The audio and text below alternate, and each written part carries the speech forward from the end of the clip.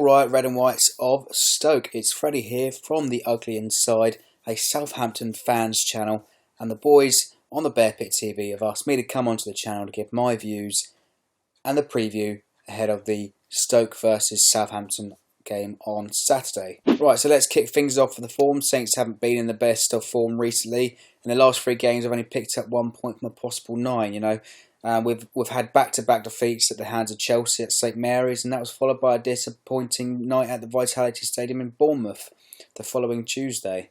Now, last Saturday we salvaged a point at the death against Sunderland, but it almost felt like a loss to us because on paper we saw it as a winnable game. However, games aren't won on paper, and it's been a funny old season for us actually, because we seem to be sort of a Jekyll and Hyde sort of team as late. 1 month we can be unplayable, and then the next we seem to sort of lose a few in a row. And we had an awful December despite beating Arsenal on Boxing Day 4-0. But January was fantastic for us, and Forster came back into the team and helped us on a 6-match unbeaten run without conceding a goal as well, it has to be said. But additionally, and in addition to that, the results also helped Koeman bag is a manager month in the Premier League for January. So I think this game will be hard to call, but we certainly hope that Saints come out fighting despite the recent losses, and they'll have a point to prove to the manager and the fans. Right, so let's move on to the key players of the squad at the moment, and I think the outstanding player in the team for me has to be Virgil van Dijk. He popped up the equaliser on Saturday and proved that he's just as good going forward as he is defending. Virgil's made some fantastic tackles recently, and despite the team not playing well, he certainly has excelled as an individual, and he seems to be flourishing under Koeman in the Premier League. It's hard to believe that he's only 24 years old. His composure, his intelligence on the ball makes you believe that he's much older than his years. He also has the ability to spray a cross-field pass to switch to play.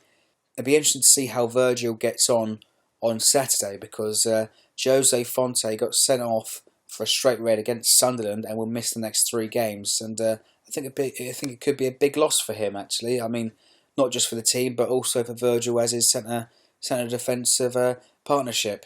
But it'd be interesting to see how Virgil commands the back line and what sort of lineup Koeman will make. So that ties me into my next subject of the starting lineup. So as Fonte is suspended for the game, it's opened up somewhat of a defensive dilemma for the team.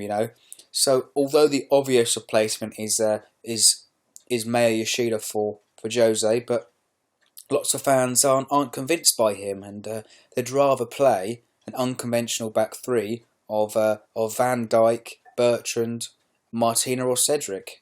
But it remains to be seen whether Ronald will keep his faith in Maya Yoshida despite a lot of recent errors leading to goal-scoring opportunities. But other than that, we could see the return of Shane Long to the starting lineup on Saturday. He was ruled out against Sunderland with a minor injury from the Bournemouth game last Tuesday. But Shane Long's proved to be somewhat of an important player for us as well. He's recently scored a couple of match-winning goals, and he's quite important for the team. Shane Long, he certainly offers something different going forward over the likes of Graziano Pella and Charlie Austin.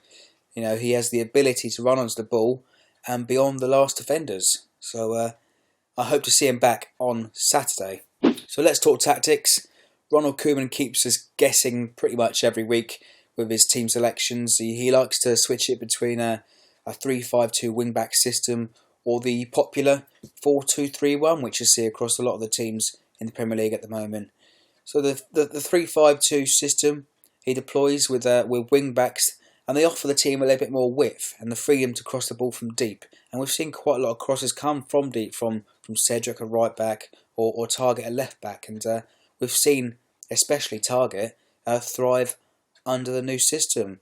And he was actually rewarded with his first ever Player of the Month for January at the club, and it's fantastic to see that, because Matty Target is a youth academy graduate, and he could be the next person to kind of step up to the first team.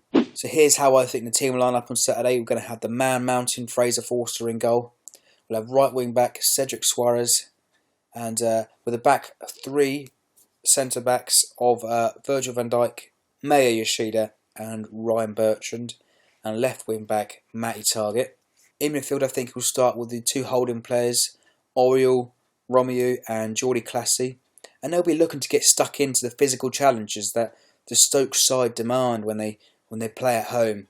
In the number 10 role, just in front of the two holding midfielders, I think it will be Stephen Davis, the workhorse, the unsung hero, the Northern Ireland captain, in at the number 10, just behind the two strikers of Graziano Pella and Shane Long, if fit. Right, so finally, my prediction.